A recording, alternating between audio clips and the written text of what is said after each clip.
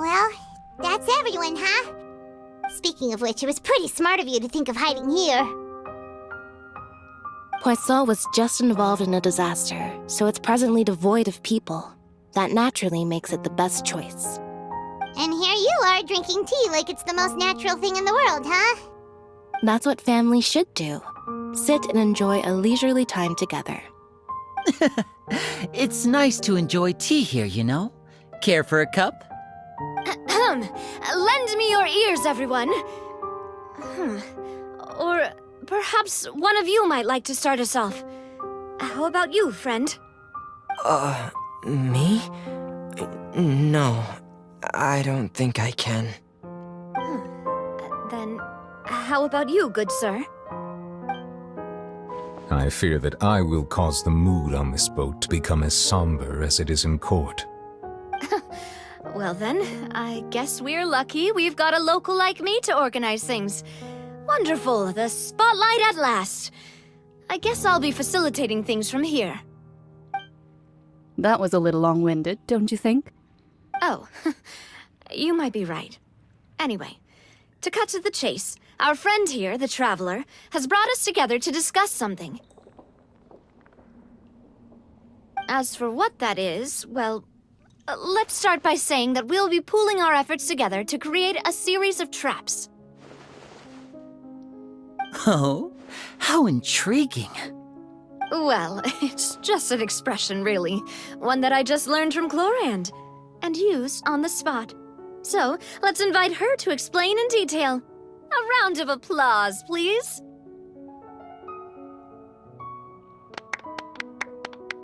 Huh?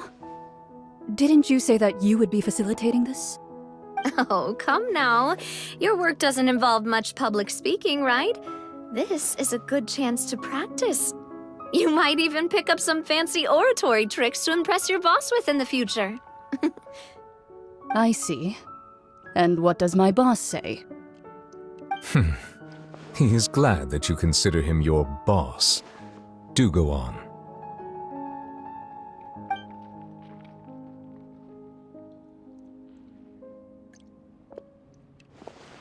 In that case, do any of you have experience hunting? Not that I recall. Fremine and I once used a wooden stick in a basket to catch wild rabbits when we were younger. As for Lynette, oh, right. You were sick that day, weren't you? I've also gone diving to catch some fish before. Does that count? I'm afraid not. You may or may not have heard, but Fontaine once played host to a group known as the Marechaussee Hunters. Though that was their name, they did not hunt animals, but rather various monsters left behind by the ancient dynasty of King Remus. Today, Fontaine's monster population has already thinned greatly, so the hunters have blended back into society, taking up arms in other lines of work. They even left a unique methodology of hunting in their wake. A trap comprises of the following components: bait, a trigger, and a containment device. Sometimes a lethal implement will also be necessary to deal with the prey. So, if we were to build a trap together, right now, what would you choose to build it with? For me, I would prefer something basket-shaped. Pigeons and rabbits will see the bait and naturally enter the snare. Our line of work requires a deft hand, and we're some of the best in the industry, so you can count on our techniques. You used some of those techniques while moving the people of Poisson, didn't you? My subordinates mentioned that you even performed some magic for the bawling children. Yes, and I even managed to gather some intelligence in the meantime. I'm quite the multitasker if I do say so myself.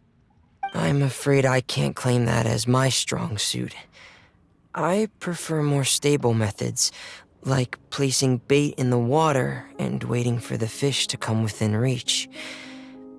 That's the kind of method I would count on. Calm and steady. Exactly the kind of person who would catch loads of fish. And I can be their assistant. With discretion, I'm sure. I'd probably use some sort of mechanical animal. Papa once bought me some small clockwork squirrels, mice, and such. When placed in the forest, they can attract others of their kind. I remember that you liked those too, didn't you? I did. And that would be a good way to go about it. If they're realistic enough, animals of the same kind will follow them all the way to the trap. What about you, Monsieur Neuvillette? I fear I do not have any related experience. That makes sense. You usually solve problems directly, without the use of any such tricks. But I do have one more question for you, monsieur. If we were to create a trap now, how would you design it? I would like for it to be effective, but bring no harm to the prey. A more gentle trap would be ideal. Kind, as always. However, our intention doesn't necessarily change the containment device and the type of implement we need.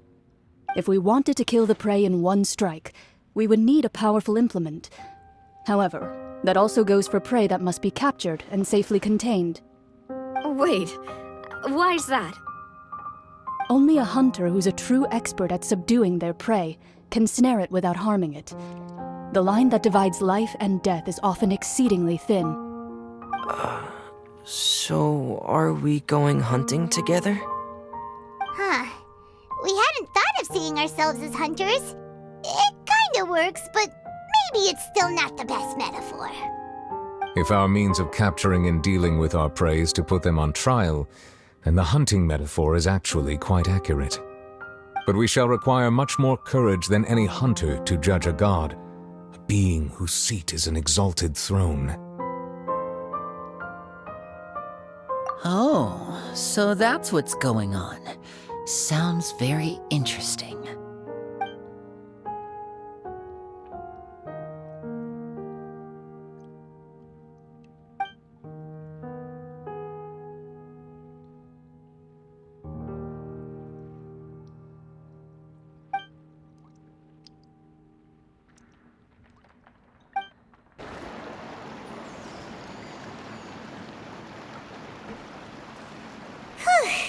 It's been a tough few days, hasn't it? So much has been happening. Paimon didn't think the meetings would go on for so long, but everyone seemed pretty fired up, huh? Paimon thought they'd be at least a little frightened. Well, Fremine was, now that Paimon thinks about it, but everyone else just looked a little surprised. Well... It's hard to say. Paimon doesn't have any experience with this sort of thing. But with you around, Paimon sure will do great. After all, you're the most reliable person in the world, aren't you?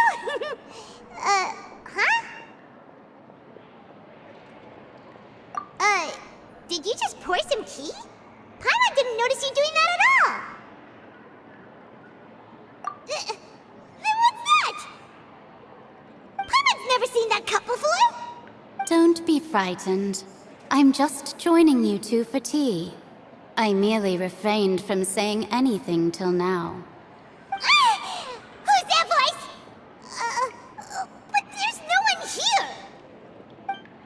Ah, have you forgotten me already? Wait, you are familiar. You're the voice we heard from the sky in Sumeru. The voice from the sky, I fear that description is wrong. Though, not completely wrong. You're feeling lost now, just as you were feeling previously.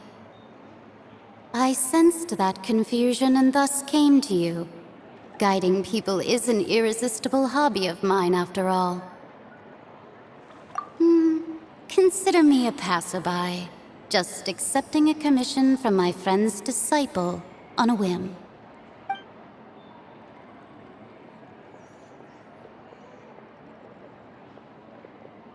The prophecy. Yes, what has been prophesied will be fulfilled. You may view such things as the history of the future. What? Then is there any way we can stop it? I believe you have witnessed a failed attempt with your own eyes. Can everything in Tevat so easily be changed?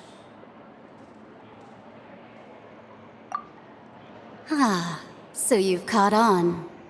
Just as prophecies are usually only the future as seen from the perspectives of the gods, could things be happening in hidden corners where the gods' gaze does not fall? Are the things that you shall see different from the fate that the gods perceive?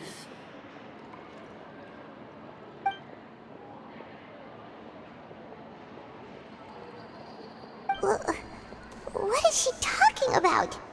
It all sounds really impressive and important and stuff, but it also sounds kind of scary.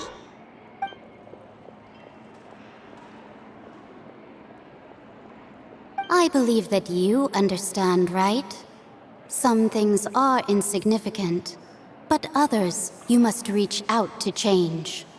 Ultimately, fate shall serve as your only guide, no matter what will happen in Tevat's future. All you need to do is to play your part. This was good tea, by the way. Thank you for your hospitality. Well, that'll be all for today. The voice. It's gone.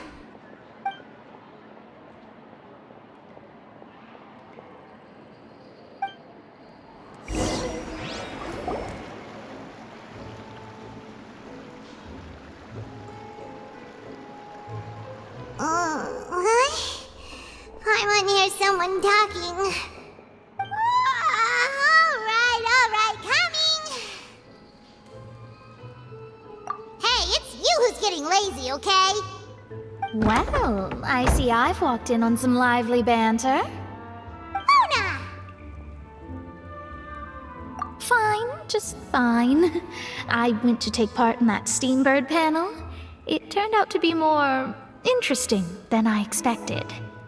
Not all Fontanians are pessimistic about this. One journalist mentioned that sitting around and waiting for the end to come would be wrong, and that they should make their own rescue preparations.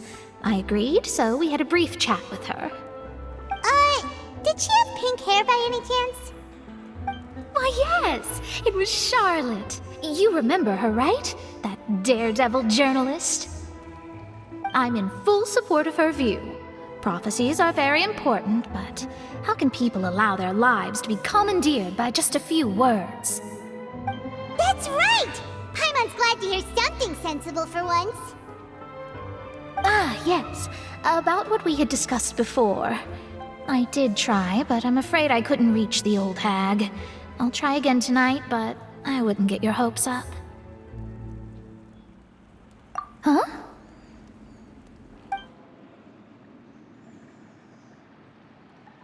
Goodness gracious. Are you serious? She said that even the god's gaze has blind spots. Pretty bold if you ask Paimon. Most people would believe the gods to be all-knowing, right? The Hexen Circle members are certainly anything but ordinary. As for the mage named N, the old hag has mentioned her a few times. She said that N's sense of direction is incredible, and that she loves guiding those who are lost. But I've never met her, and if she were still alive, she'd be... well, suffice it to say that the hag's at least a few hundred now, and N's been around for longer than that. Whoa. The Hexen Circle sounds like a scary group. But they must really stay in shape to live so long. Their abilities alone are pretty terrifying. If she came to see you personally, then the problem you're facing must truly be of great importance. Well, it's not like Paimon could understand anything she said. Yes, she was quite cryptic, but I suspect she means that there is still a way to turn things around. She didn't say when or what that would be, though, so... perhaps it is something that you cannot know right now.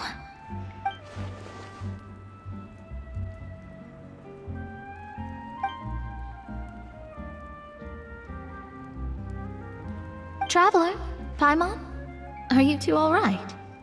Oh, we're fine. We're just a little down right now. It kind of feels like the end is coming, you know? I see. I feel that same sense of desperation, too. I guess you could consider me someone who has often witnessed fate. So far as I have seen, it cannot be swayed. But even so, I still hope for and believe in miracles. Astrology is eternal and rational, but fate may not be. It is cruel, but it can also be beautiful. Perhaps that's what En was trying to tell you. Not to lose heart, and to believe that what you are seeing playing out before you is not yet set in stone. I did originally think of steering clear of all this, but I couldn't. Even if this is all futile, I still wish to help everyone. If we don't struggle to the last, then how can we face the end when it comes? Huh. You do have a point. There I go, talking about astrological principles again. Sorry about that. The moment I start talking about work-related stuff... I need to get going. It was worth trying to comfort you, even if only a little. I believe that you'll help those who are struggling in the same way I did. I suppose that might be why we always seem to meet by coincidence. Paimon feels kinda moved by what Mona said, but also kinda sad too. Hey, Traveler, Paimon suddenly feels like going outside for a walk. Let's go! Huh? Our names are written in this newspaper. What's going on? Let Paimon see! The underwater stronghold, the Fortress of Meripede, has continued in its noble autonomy, but that does not mean that others cannot interact with it. My recent attempts to enter the fortress bore little fruit. Huh. Guess Charlotte still hasn't given up on that. Thus, did an Outlander friend become the focus of this report, a blonde adventurer with their white fairy legends trailing in their wake. It is said that this mysterious traveler once visited the underwater fortress. So while the fortress's interior remains a mystery behind closed doors, do not fear, for the tales of the traveler contain surprises in spades. Journalist Charlotte's biggest scoop yet, the Traveler's Trail, World Walker. Huh. Charlotte took so many awesome photos of us and we never even noticed her! She hasn't been able to get a hold of anything at the fortress, so since we're easier to find, she's using us as the subject matter instead? Ugh, seriously? Well, fine. Those headlines and photos do look cool, so Paimon will forgive her this time.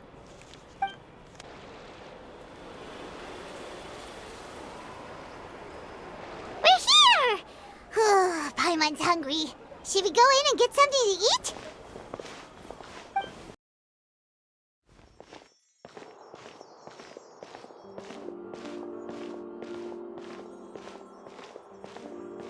Hey, quick! Look! That's the limited edition only 16 slices a day cake! It was so delicious the last time we tried it! Despite the tense situation we were in, let's give it another go! Paimon's sure it'll be great! One slice of cake, please. Someone showed up after all! Oh, wait, you're the one from the Palais Mermonia. Oh, are you here to buy cake too? It seems Monsieur Nervalette was right. You really can eat. Wait, did he really say something like that? That's right. Even he has his own preferences when it comes to food. As for me, I love the cake and coffee here. Do you come here often? Usually every day. Every day? It's part of my daily schedule, apart from work. I shall have my cake and coffee.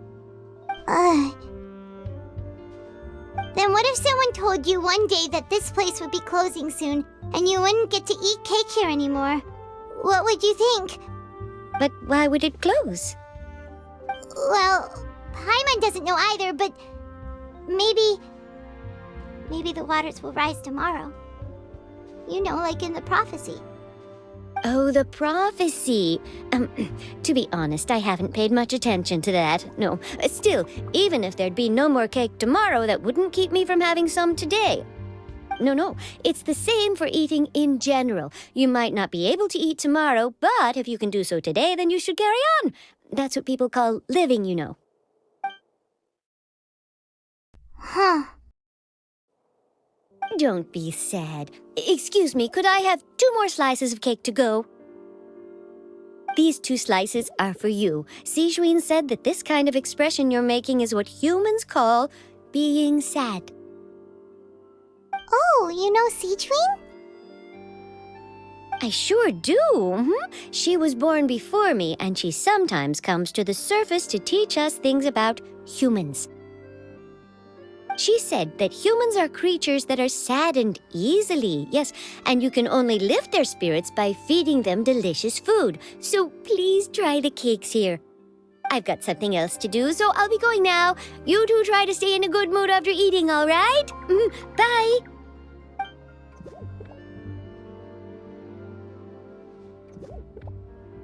And there she goes. All right, let's dig in. Paimon's sure this cake will be delicious.